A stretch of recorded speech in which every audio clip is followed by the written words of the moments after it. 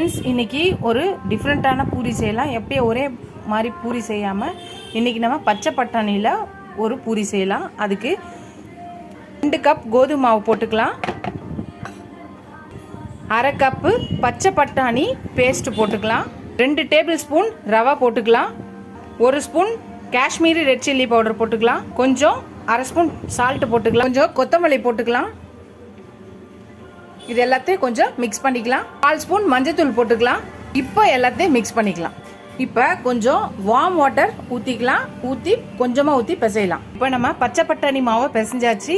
இப்போ இது ஒரு 1/4 மணி நேரத்துலேருந்து 1/2 மணி நேரம் ஊறட்டும், அப்புறம் பார்க்கலாம். ஃப்ரெண்ட்ஸ், நம்மளோட பட்டாணி மாவு வச்சுருக்கோம். இப்போ பூரிக்கு எப்பயும் திரட்டுற மாதிரி குட்டி குட்டி பால்ஸாக எடுத்து திரட்டிக்கலாம். எப்பயும் போல் நம்ம பூரி திரட்டுற மாதிரி திரட்டிக்கலாம். எடுத்து வச்சுக்கிட்டு சுடும்போது பார்க்கலாம். நம்மளோட பீஸ் பூரி செஞ்சுருந்தையா, அந்த மாவு எல்லாத்தையும் திரட்டியாச்சு. இப்போ போட்டாச்சு, ரெடி ஆயிடுச்சு பாருங்கள். இந்த மாதிரி எல்லாத்தையும் போட்டு எடுத்துடலாம். நம்மளோட பட்டாணி பூரி ரெடி ஆயிடுச்சு பாருங்கள். இதே மாதிரி எல்லாத்தையும் போட்டு எடுக்கலாம். நார்மல் பூரி மாதிரி தான் இருக்கும். என்ன டிஃப்ரெண்ட்டான பச்சை பட்டாணியை அரைச்சி போட்டிருக்கோம், கொஞ்சம் மசாலாஸ் போட்டிருக்கோம், அவ்வளோதான். இது டிஃப்ரெண்ட்டு. சூப்பராக ரெடி ஆயிடுச்சு பாருங்கள். எப்பயும் ஒரே மாதிரி செய்யாமல் இந்த மாதிரி டிஃப்ரெண்ட்டாக செய்யுங்க.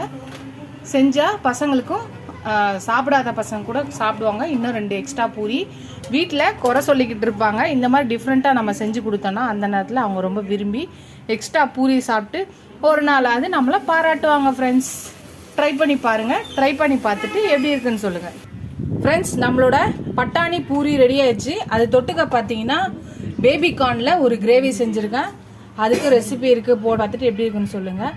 இந்த வீடியோ இதோட பிடிக்குது. அடுத்த வீடியோ அடுத்த ரெசிபியில் பார்க்கலாம்.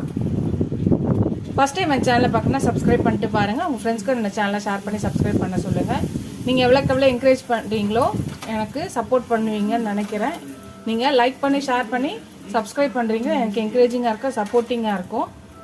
நான் புது ரெசிபிஸ் கூட எனக்கு ஹெல்ப்ஃபுல்லாக இருக்கும். இதோட அடுத்த வீடியோவில் பார்க்கலாம். டாட்டா, பை பை ஃப்ரெண்ட்ஸ்.